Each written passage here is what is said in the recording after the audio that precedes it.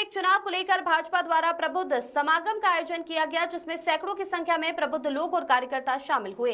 एकजुटता के साथ एक राष्ट्र एक चुनाव का समर्थन किया। दरअसल बेहट कस्बे के विकासनगर रोड पर भाजपा नेता संजीव कर्णवाल बॉबी के फार्म हाउस पर आयोजित प्रबुद्ध समागम को संबोधित करते हुए मुख्य अतिथि सहारनपुर जिला प्रभारी डी.के. शर्मा ने कहा कि एक राष्ट्र एक चुनाव देश को नई दिशा देगा। ये महज राजनीतिक सुधार ही नहीं, अपितु राष्ट्र के निर्माण की ओर एक महत्वपूर्ण कदम है। सरकार बार बार के चुनावों से बचकर देश के संसाधनों को मजबूत कर सकेगी।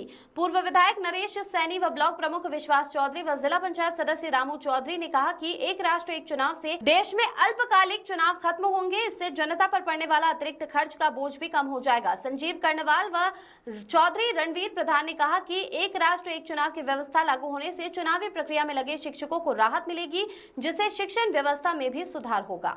उनका बांग्लादेश उन्होंने उसको यूज करने के लिए अपना लोकसभा चुनाव भी पहले उसमें उनको जीत हासिल, जो कैसे अपरिस्थिति देखते उन्होंने राष्ट्र को नहीं देखा।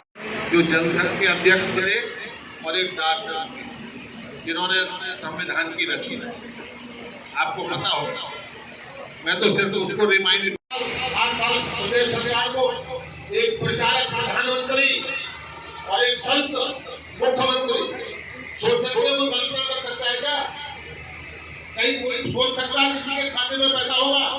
रानी है, आप दुनिया के सर्वश्रेष्ठ नेता, कार्यकर्ता, अधिवक्ता सब कुछ है, आपसे श्रेष्ठ कोई भी नहीं है, इसलिए आप यहाँ आपका और अलग करेगा।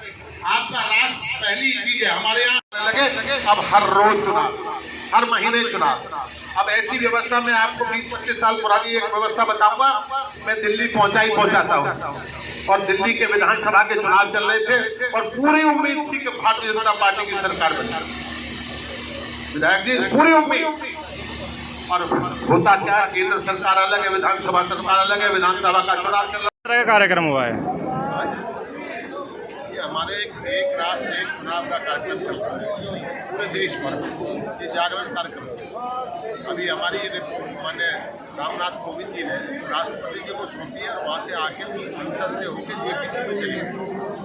जेपीसी की 2 बैठकें हो चुकी हैं, तीसरी बैठक की तैयारी है।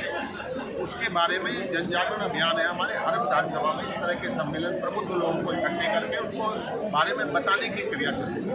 ये उस तरह का एक प्रबुद्ध सम्मेलन। क्या कुछ बताया गया है एक राष्ट्र एक चुनाव से क्या फायदे होंगे? उसके क्या फायदे, क्या नुकसान, क्या उसका फायदा, आर्थिक फायदा क्या है, सामाजिक फायदा क्या है और एडमिनिस्ट्रेटिव क्या फायदे हैं, ये सब बताए गए। जैसे 5 लाख करोड़ में पूरा चुनाव पूरा देश का संपूर्ण आज की डेट में, और वैसे 50,000 करोड़ में हो जाएगा तो 4,50,000 करोड़ रुपये बचेंगे। दूसरा, इतनी सारी वोटर लिस्ट, इतनी बार चुनाव, अलग अलग हर एक की वोटर लिस्ट, जब एक राष्ट्र होगा, एक संविधान होगा, एक वोट होगी, एक वोटर लिस्ट होगी, सारे चुनाव एक कितना इजी हो जाएगा, निष्पक्ष हो जाएगा, एक बार में हो जाएगा।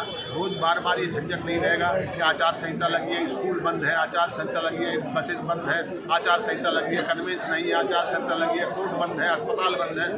ये सब व्यवस्थाएं समाप्त हो जाएगी। ये सब पहलगाम घटना के बाद पाकिस्तान पर भारत